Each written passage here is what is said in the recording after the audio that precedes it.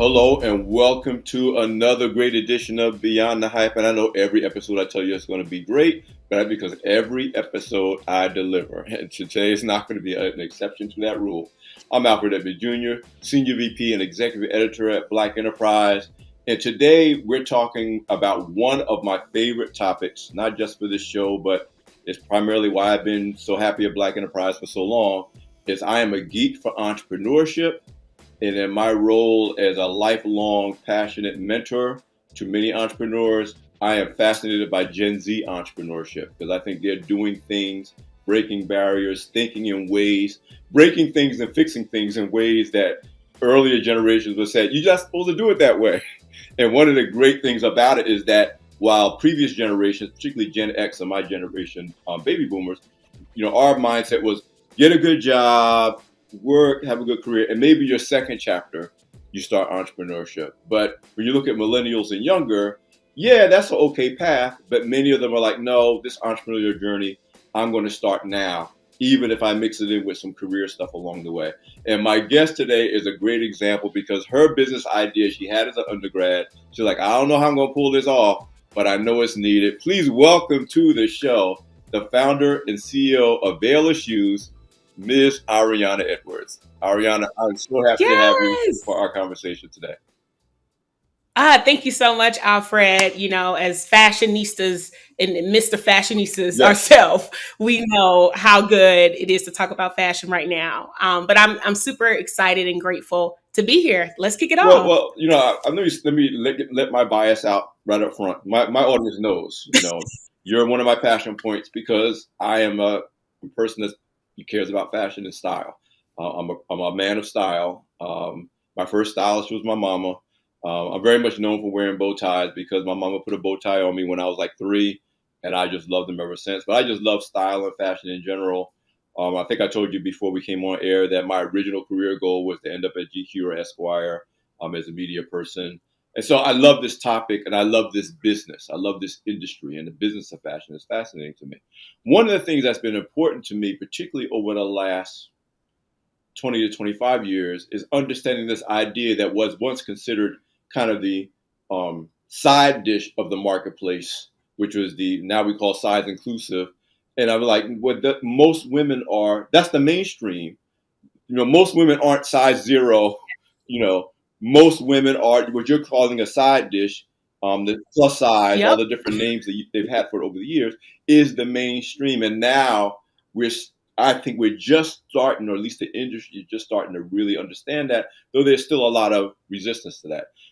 Against that backdrop, you as an undergraduate, college student, had this idea for a shoe company that really catered to size inclusive. But as my sisters who were in that space say, but it's got to be fly. It can't be, it fits, but why would I wear this anywhere? No. It fits, but why can't I look fly like my sister over there? So just talk to me a little bit about your journey before starting Vaila Shoes, your own personal journey as a woman who wants to be able to express her own, style. Because I tell you, fashion you buy, style is coming from you. But just talk about your journey to before you even started Vaila Shoes. Yes.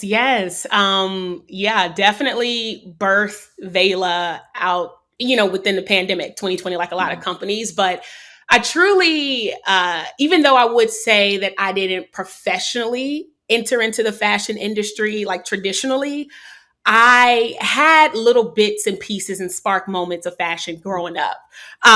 So me, definitely born and raised in Charlotte, North Carolina, middle child. So that should definitely tell you a lot about a lot of things in addition to Gen Z.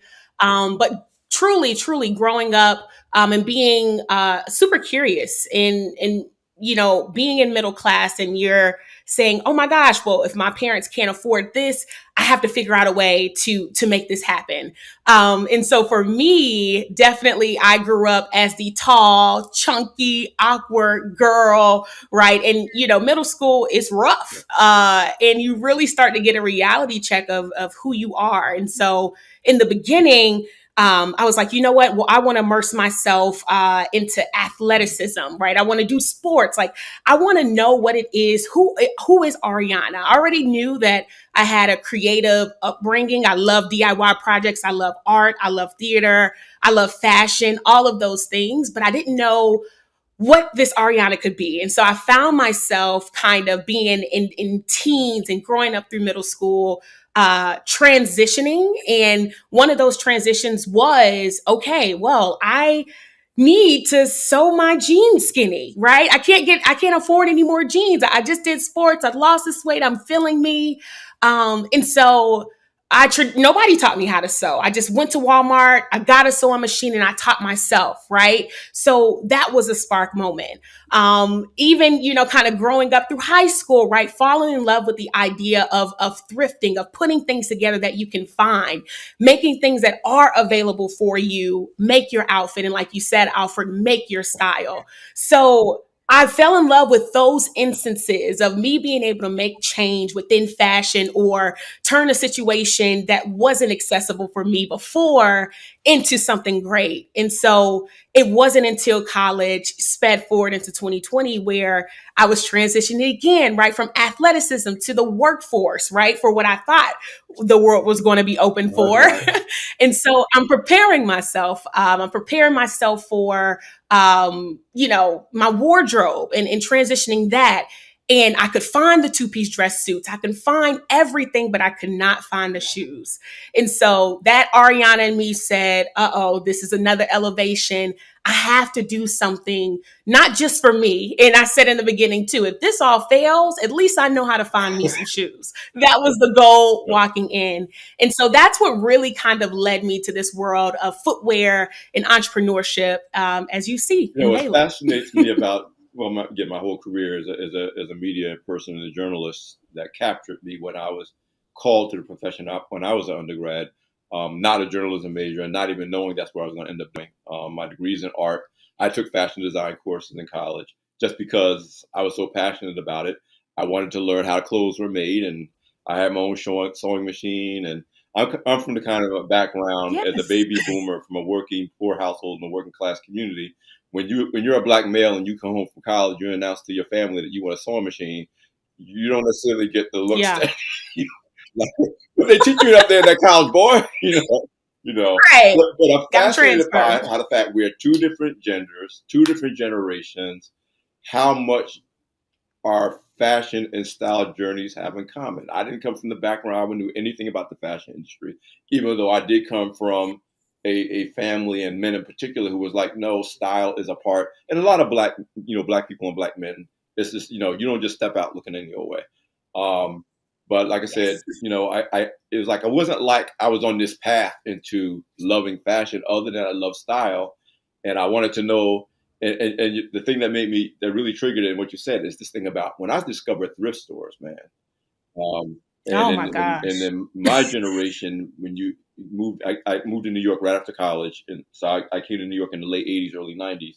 And back then, the thrift stores in Greenwich Village, oh my God. Oh, yeah. And my thing was, clothes were made better back in the day, but you could find really unique stuff because since this was what was left over from previous eras of fashion, whatever you found, you knew nobody else was going to have. So I would be finding these cufflinks, some of which I still have.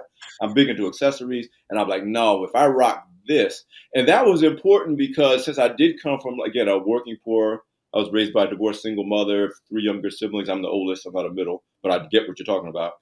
And it was like, you and or your mom can't buy you all the fly gear. That, but if you got a sense of style, you can make the gear you got fly. And by the time I got to, college, it was like, this dude can dress. And I'm like, yeah, but I just know, I know how to put stuff together because of that appreciation. So yeah, I mean, it was like, I know what I want.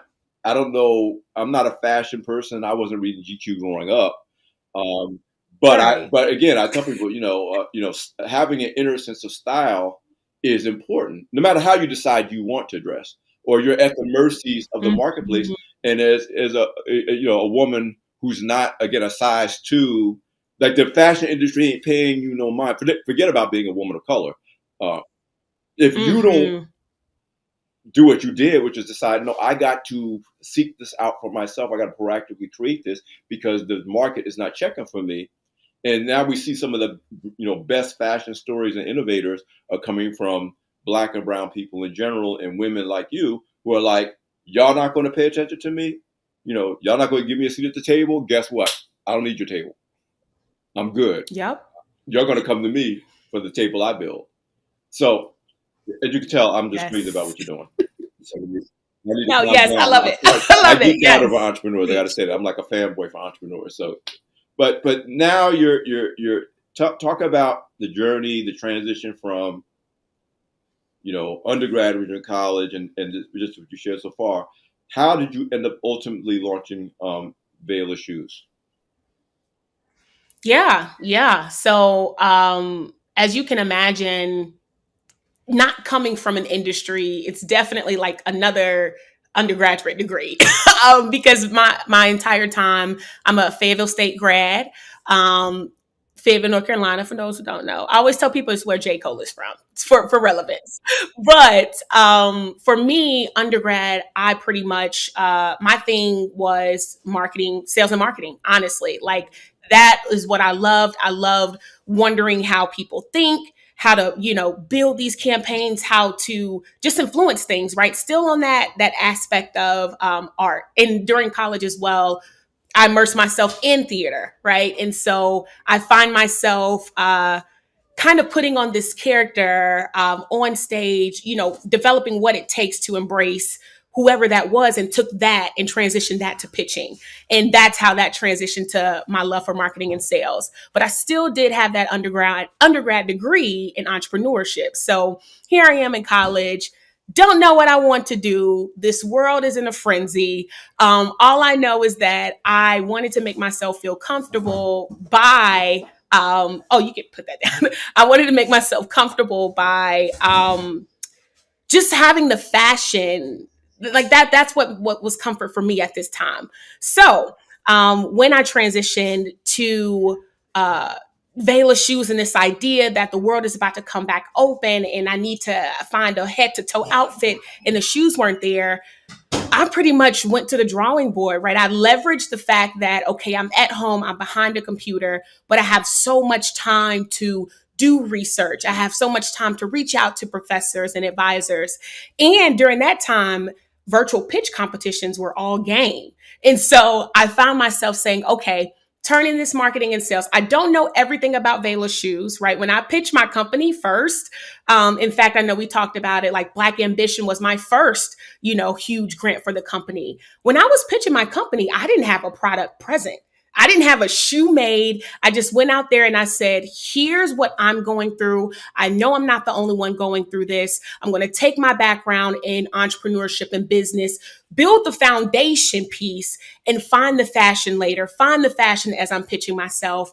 And that's what I did virtually. It was a whole year from 2020, the end of 2020, October, I would say, until 2021, really just researching, getting the product together, doing pitch competitions.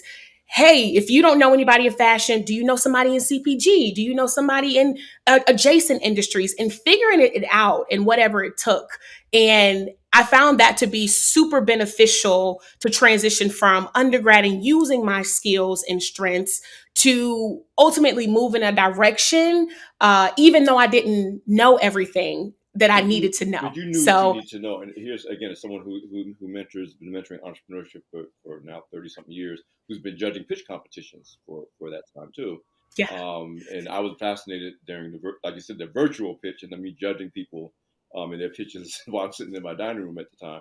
But there's a couple of things you said that's so important, and even one of the things is what I shared with my cohorts, who I mentored in Black Ambition, and in another, the Bomisi Accelerator, which was specifically Black-owned, emerging Black-owned media companies.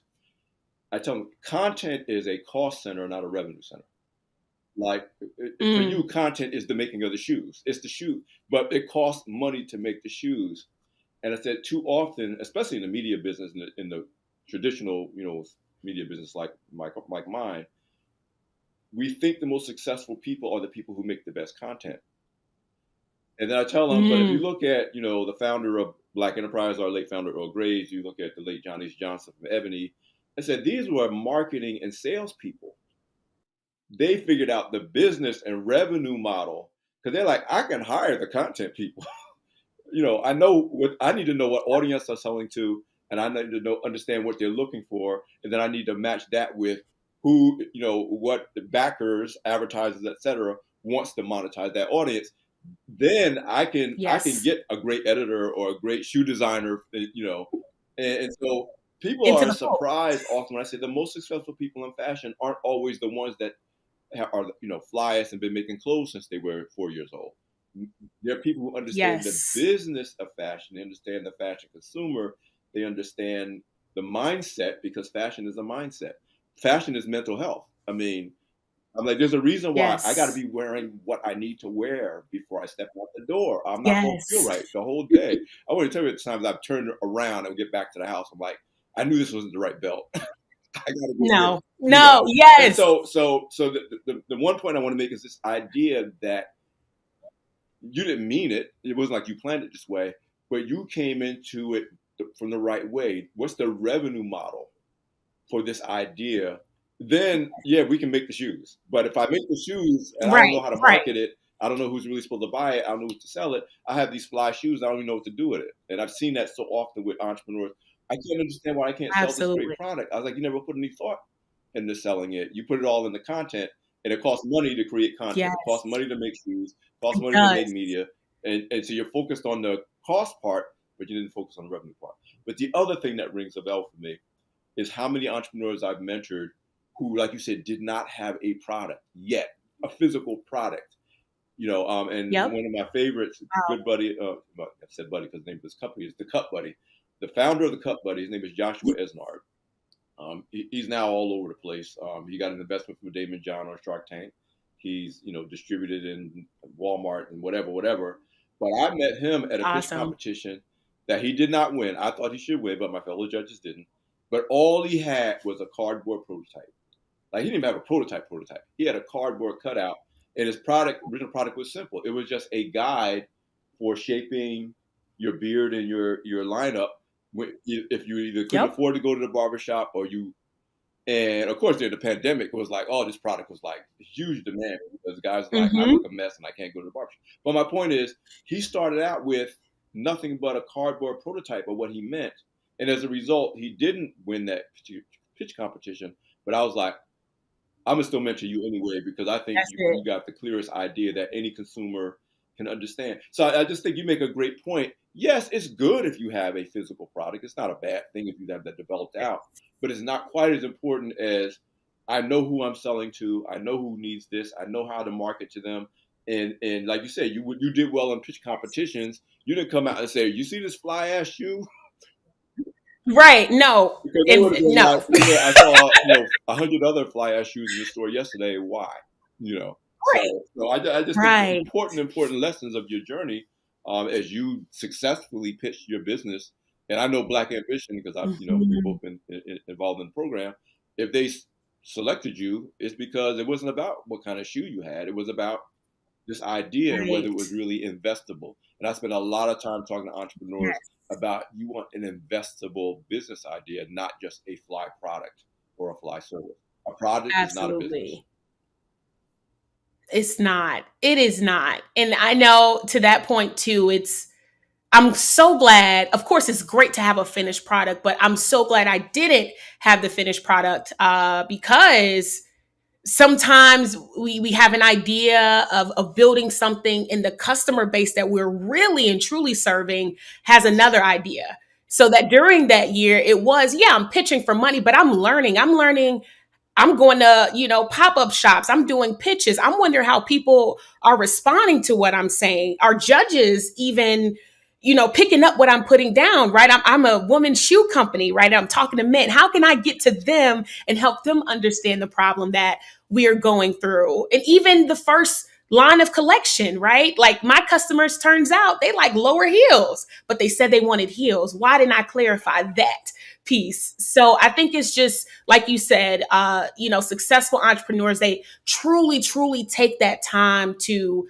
do the research and not rush into it, even though social media kind of gives us this idea that, oh my gosh, next day, oh my gosh, in 6 months, she got this Macy's partnership. No, I've been building on this since 2020, right? So it's a lot. It's a A lot. perfect example, again, it's something I tell entrepreneurs all the time. I say, date your own ideas, but only marry your customer's idea. Like, yeah, Yes. Oh my gosh, you I gotta gotta write that yeah, down. you gotta explore ideas, you gotta try new things, you gotta constantly grow your market. But if I tell you how many entrepreneurs that have failed because they refuse to marry their customer's idea, they had a picture in their head about what they set out to do, and the customer is saying, no, no, no, hell to the no, that's what I want. And by the way, I'll pay you anything you want if you will give me this. And the entrepreneur is like, yeah, yeah, yeah, yeah, yeah, yeah. But what you need is that, you know. And I tell people, your customer is not, you're not selling what people need, you're selling what people will pay for. And if you won't get that clear, you could, and the thing is, entrepreneurship will play you because you could be in business for 30 years and never go out of business but never really make any money because it is possible to just keep going because of sheer stubbornness. It is. But that understanding, like you said, if you come up with your product too soon and you're too committed to it, you'll be married to an idea that your customer is like, I ain't with it. I ain't with it. Nope. Absolutely. So let's talk Absolutely. about today. Now, first of all, like you said, this is not an overnight success. You've been at this now going on five Nope. years, um, but you're still at the front of your journey. So that's the other thing. People think now they start seeing you in Black Yes. Enterprise and other media, like, oh, Oh she's no. there, and you're like, nah, I got. But what Work to what do. is it like today? I mean, you are getting recognition for what you've accomplished thus far from Black Enterprise and others. You do have the partnership with Macy's, which I want you to talk more about. You've been through Black Ambition, which is, Yeah. and you were the guinea pig cohort.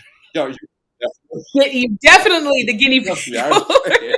You know, but tell me what's going on with you and Vaila Shoes now, and talk about risks that you're still managing, realities that we talked a little bit about already, but the realities of what you're doing versus what people think you're doing, and the rewards. I mean, because now you are experiencing a Mhm. certain level of early success as an entrepreneur. Obviously, you got other things that you want to do and need to do. But what is it like for you today? Yeah. Oh, like you said, still growing, still learning. I think that each level and each phase that you go through in entrepreneurship, each level of success unlocks another level that you need to accomplish. So I always feel like in entrepreneurship, you're never quite there, right? You always get these milestones. So for me, I would say one of the biggest things or transitional things that happened to me this season is truly transitioning from, oh my gosh, founder, startup, uh, that idea to CEO. It, that mindset, I mean, I that's something I've literally burned out a couple of times over because I didn't understand that. And so, we have companies who have, like, sometimes it may seem like overnight successes, and they have these partnerships and these deals, right? So when Macy's definitely approached me, I was a couple of months into business, like 6 months into business. And Macy's knew, I'm glad I took that time to research because they knew this is something that we need within the market. This is next in fashion. We have to be the pioneers of inclusivity. So for them, they were like, great, we have to be a part of this company. We want to partner with them. So for me, when they approached me, I was really the only one in business. I was doing everything, Alfred. I mean, and even ongoing the process of onboarding with Macy's, doing everything up until the point of when I launched. And during that time, making revenues of a certain capacity, right? Getting these opportunities, getting this press, the company was operating, like a company and not a startup anymore. But I, in my mindset, was still focused on founder, startup. I'm going to do everything. I'm going to say yes to everybody. And that just was not sustainable for me. And so I always joke, entrepreneurs, we always cry and we get back up the next day like nothing ever happened. But for me, it was me just truly getting in that mindset that, all right, I have to start changing things. I need to run this company. I've so blessed that I've been able to level up. But now I'm thinking about, okay, let me put in SOPs, systems, processes. Let me hire an operations person. Because I find myself, some of the reality is, when you are building and, you are the only entrepreneur, a lot of us start out as solo entrepreneurs at first, you are wearing multiple hats. And if you don't have those systems or those people in place, you're going to find yourself working, as they say, in the business instead of more on the business. I need to take it a level up. And that was one of the challenges that I had transitioning this year. So, some of the, rewards of that is, I feel like in entrepreneurship, life will tell you exactly when you need to level up. I think a lot of people, they ask, and I'm pretty sure they asked you, Alfred, about the timing of when am I supposed to do this? When am I supposed to, hop into retail, or when am I supposed to do X, Y, and Z? But once you reach that breaking point in business where it's like, oh, I can't afford to do this anymore. I need to outsource this. I need to do something or I will go crashing. So, Ahriana, you made a couple of great points that I really want to pick up on. One is this transition from founder to CEO. Uh, and if I could tell you how many times I've given the advice to entrepreneurs that I've mentored, that your job, your number one job, is to fire yourself from every other job but CEO. Like, figure out a way to fire, even if you're good at these other jobs, that your job is to manage the company and manage the other people. And so often the sticking point is I think of one particular entrepreneur who has a beauty products, hair and beauty products company. I won't name her, even though she's very successful, and has been, but don't want to out her at the beginning of our journey. But she was, even though if she hears the story, she's gonna know what I'm talking about. But she wasn't able to accept some retail expansion of her company, because she was still personally labeling the bottles of the product in her basement, and she only could do but so much because only 24 hours in a day. And by the way, she couldn't sell and pitch to additional retail outlets because she didn't have really time. And I was like, you need to hire somebody to your time is worth more as a CEO than it would have cost you to pay somebody to actually get the product ready for distribution. And initially it's like, but it has to be done a certain way. And you're right. They're not going to do it the way you do it. But if you train them and teach them, eventually they'll get it right, and you can leave it to them. And the rest is history. She ended up hiring one of a relative who needed to work and wanted to work, and she got out of the basement, and the business is going gangbusters. So it's but I tell you, got to fire yourself from every job at CEO, and it's not easy. But if you don't intentionally do it, it will never happen. The other thing that you talked about is the nature of success in entrepreneurship, and how every level is another level. And there's the one thing I tell everybody: success is a test that's easy to fail. I say that all the time. But the reason it's easy to fail, which I've never said until our conversation, is that success births new problems. Like, the mother of problems is not failure. The mother of problems is success. You succeed, and then it says, oh wait, I only had 5,000 customers, or only had 3 stores. Now I have 20. Your success is creating a whole new set of problems in fact, the way you could tell you're successful is that the old solutions don't work anymore. You know? Yeah. And so I'm like, when people say, I want to be successful, I say, okay, be careful. But this whole idea, especially in your space in fashion retail, you're right. The growth breeds a whole new set of challenges that may change who you hire. It makes change how they train. It changes everything. And so you're right. You can't stay in founder mode forever because you're no longer a founder. You have a living, growing entity. Absolutely. Absolutely. That was just reality check for me. And as you speak of reality, I mean, it was just wow. So that's definitely, what I'm on this year, right? I definitely think it's okay to let go, to kind of accept a new way of thinking, a new way of being efficient. Because at the end of the day, we are running companies. We have to keep the lights on, right? We have people to pay and things to do, and people to impact with our product or services. So that was huge for me. I've talked a lot, especially at the beginning of the show, about you being of the Gen Z generation.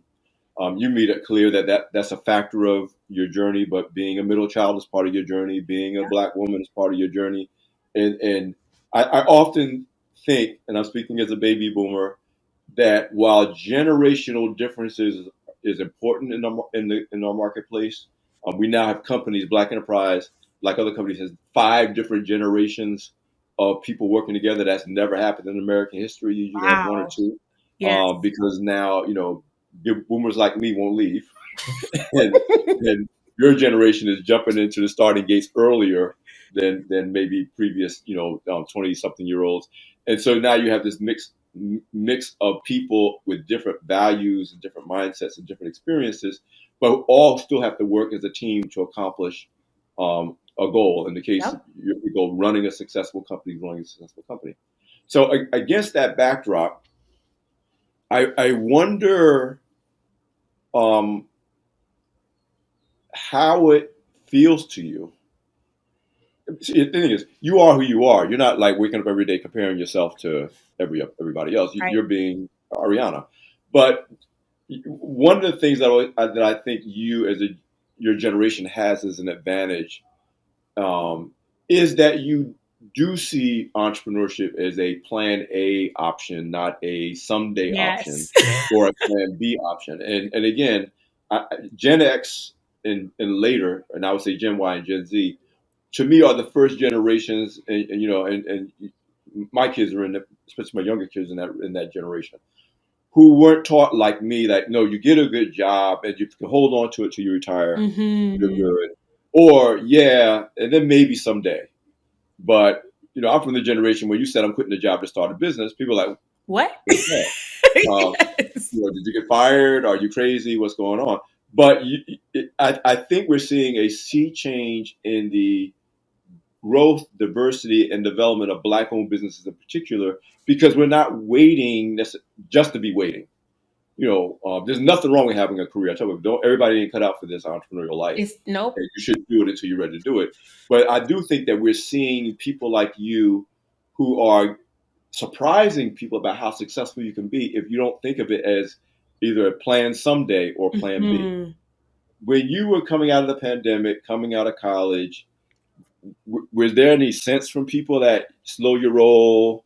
What do you know about this? This is not your thing. I thought you were going to school for something. Or was there? What's the environment been for you as a young entrepreneur and a young Black woman entrepreneur to do what you've done? And now everybody's looking up, and you're 24 years. Have you turned 25 yet? Yeah, last week. Happy birthday! I was like, I gotta ask her. But my thing is, Yes. so often you set out to do something, and even people who love you, I mean, they really do it. You sure, Ahriana? You sure? Right. Why are you? What? I don't understand. Talk to me about what your experience has been as a young Black woman entrepreneur who are often come from communities, and I'll say women communities and Black communities and brown communities, where risk taking is not really part of our DNA because of our experiences over the generations. Absolutely. First of all, this is an amazing question because I don't think it gets talked about a lot, and how much of our upbringing and the influences around us really affect our decision making, and also in business. So for me, I definitely Black woman, young. I'm first generation as well, college student in my family too, and I think kind of growing up and being the middle child, I felt that there was already a sense of pressure around me. Good pressure though, but pressure that Ahriana, be better than me, right? Parents, be better than me, right? I'm creating this for you, right? So I think that for me, always growing up, I've been that overachiever. Like I've been that person.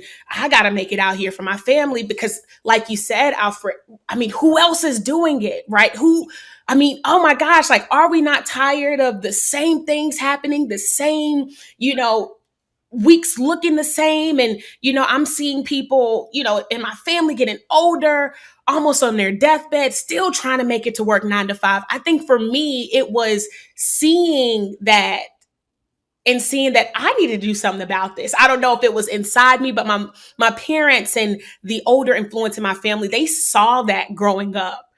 So I think when it came to entrepreneurship and when I was still working a full-time job while building the company, it was a transitional period where, yes, a retailer approached me, and it was at that point, if you're not full-time, then we can't do business. As a Gen Z, I took the risk and I made that work.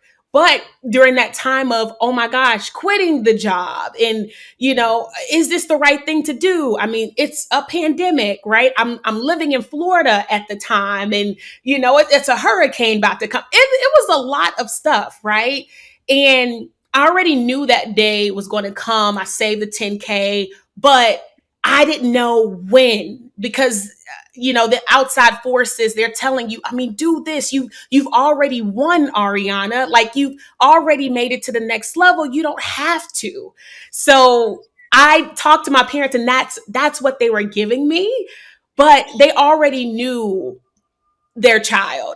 They already knew that I was going to be that person to elevate, to show what it's like to break generational curses, to help people. They saw it when I was growing up. So that transitional piece was easy, even though they understood that maybe I didn't get a chance to do that, but you can, and this is the time. So even though I'm scared for you, baby, I want you to be good. I want you to have the 2-week check every, month.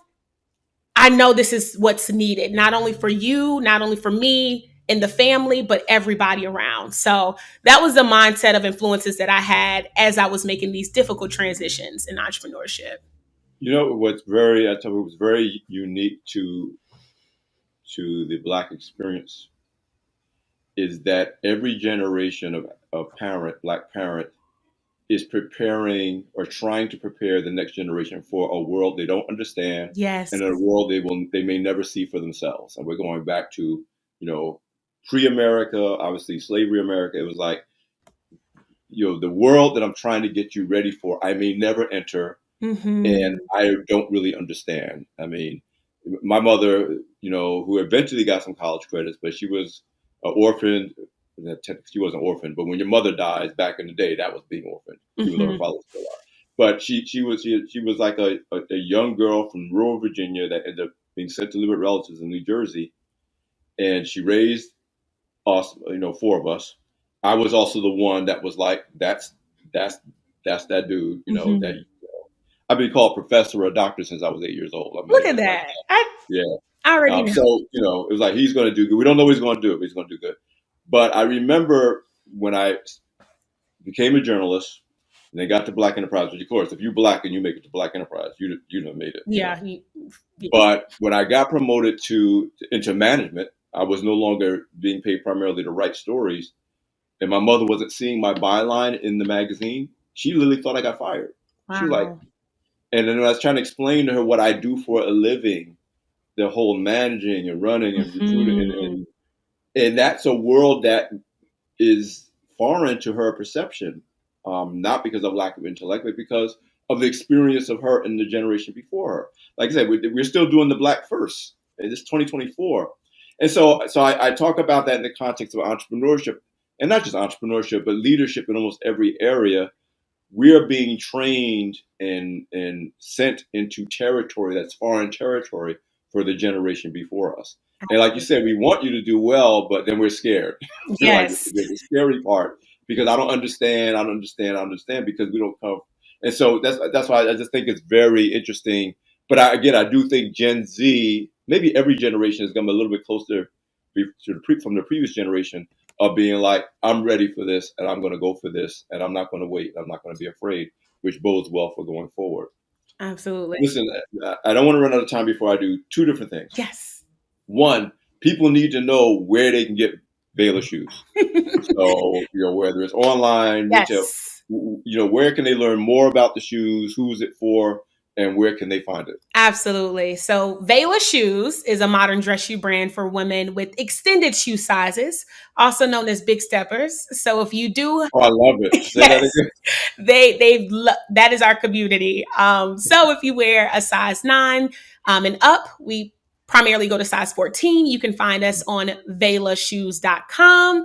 Or you can also find us on Macy's. And soon at the end of this year, we're launching into another retailer. And if you're curious about how to spell Vaila, Vaila is short for available, because it's about time that us women had dress shoes available for us. So that's how you I can love find it. us. I love it. And then the last thing I want to focus on during our conversation is the one that I'm most passionate about for everybody, for entrepreneurs in particular.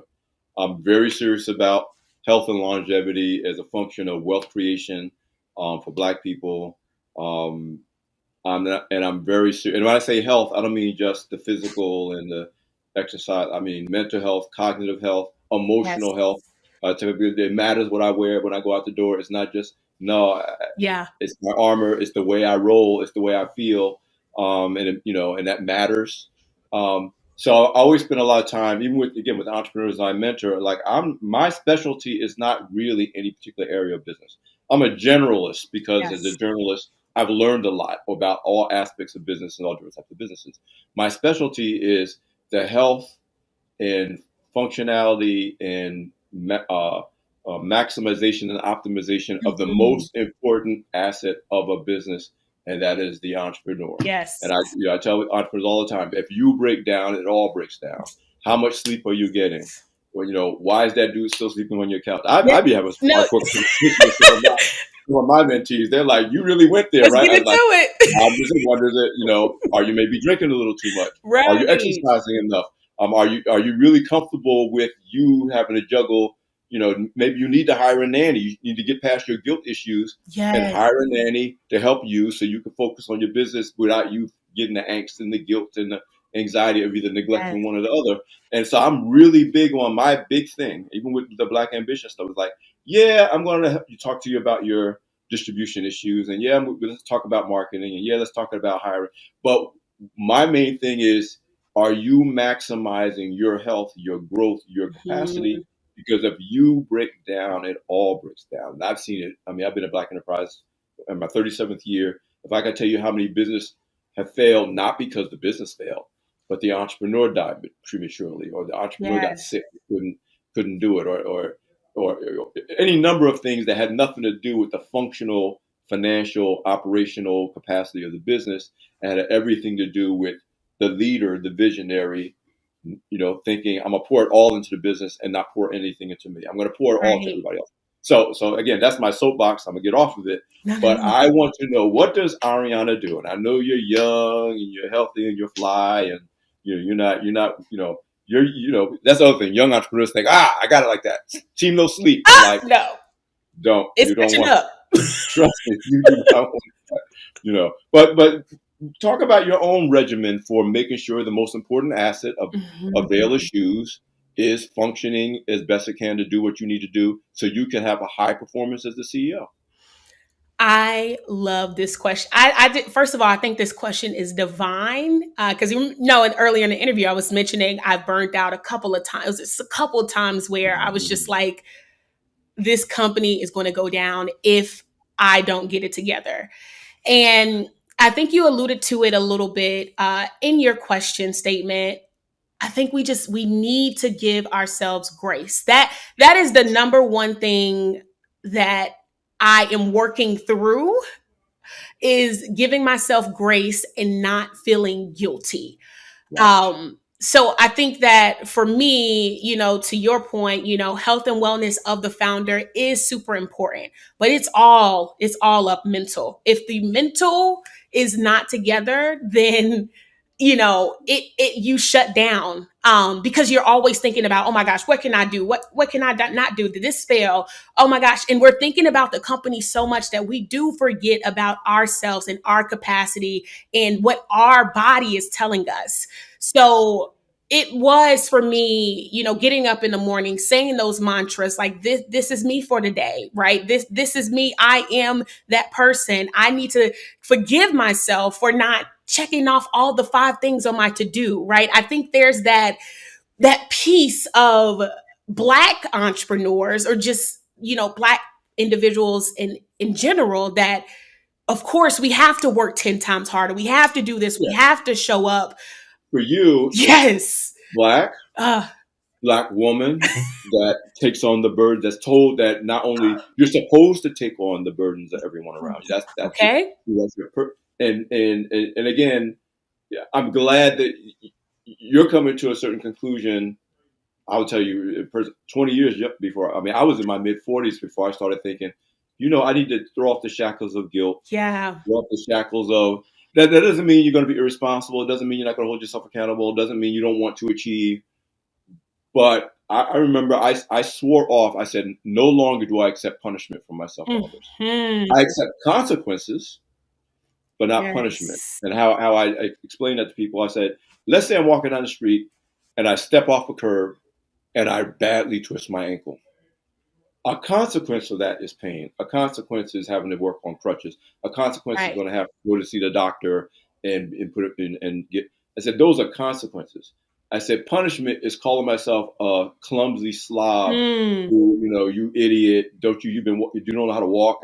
And we do that all the time. We're like, oh, because I was late to this meeting 15 minutes. Oh, what are they thinking about me? And what kind of am I? Ooh. And that beating up and wearing down, which starts in the head, goes to the heart, to our emotional health. And now science is even showing that illness manifests from the head and emotions, and then it shows up in your body. It's not the body in, it's internal out, and then it shows up in your body. So again, this is something I'm passionate about. Yes. But it's always so important to me with entrepreneurs like you to be like, no, you have an obligation to your company. It's not taken away from your company. You have an obligation to yourself, obligation to your family to take care of yourself. 100%. And I will say one thing too, because I think you solidified. That's really it. Like, that was the main mental piece that I had to get into my head. But also, I can't be superhero to everybody and everything. Right. That that was harsh, like, to really know that I can't always be there. I can't always be on point as much as I would like to, as much as I've grown up into this reality of saying, hey, I'm Black, I need to do more. I can't be superhero of everything, but I can be a superhero for the day. Right. And it's whatever I define that is. My superhero is if I get one big thing off of my checklist. You're a superhero. You're good. You got it. You can't do everything. So that is just the main. You're talking to someone who literally has superhero complex. Like, I have a regular session with my therapist, and I've been doing that for years. But I know that I have superhero complex. But my therapist and others said, but think about what it really means to be a superhero. Superheroes fail. Superheroes lose. Yes. Superheroes let people down. It's not perfection. And one of the things that, in terms of me setting boundaries, I shared this with my mentees all the time. I said, even Superman, who's bulletproof, recognized that being shot at is a hostile act.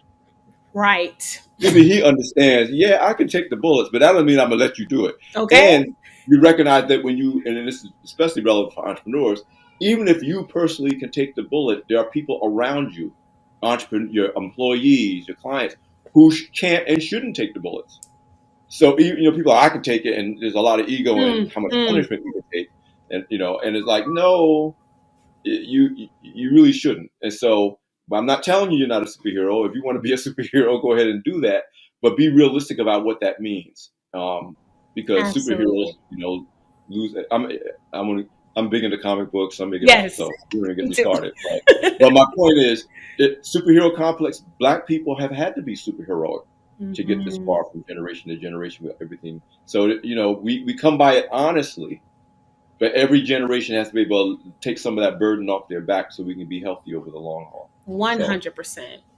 Nailed it. Nailed it. listen, if the Beyond the Hype audience didn't remember anything we talked about during the course of this conversation, but you wanted them to remember one thing. It could be something that you've already said, or it could be something that you just want to make that we didn't cover and we didn't talk about, but you want to make sure they understand about what it means to do what you've done, to do what you're doing, and to do what you're trying to do to really get beyond the hype. What would be the one thing you would want? If they didn't remember anything else, you want them to remember this, and it doesn't have to be one thing. It could be anything. Absolutely. I feel like we've said a lot, but I would say probably just even out of, topic of the show, right? Just being Gen Z and, being a Black entrepreneur, really trying to break barriers. I feel like individuals need to know that who they are and what they are and how they show up it's important. I think that the we do put a lot of extra pressures and things on ourselves to be perfect, but we have to realize that we're not. And being authentic about that, right? How can I come from not being in the fashion industry and grow into this really successful entrepreneur quick? I mean, it is the authenticity, right? All the way from when I was pitching, hey, I don't know everything, I'm not perfect. The reality is I'm still working, and that's okay. It's okay to show up exactly like how you are. You don't have to put yourself in a box or a bubble, or try to hide your country slang like I have. Showing up as you and fully you is enough. You don't have to feel like you have to be older to do something or younger to do something, like whatever. And I'm great proponent of God, but I just truly believe that, when you get that calling that you're supposed to do this and you're supposed to make the impact, know that you have all the resources and tools available, even if you don't see it. So let's go, let's get it. And the world is our oyster. Yeah, I mean, you make it. First of all, I'm a person of faith too, so Yes. I lean into it, because there's no way to explain what I've been able to do without it. Okay. So I'm with you on that. But the other things that I think are touch points is the idea. I tell people authenticity breeds trust.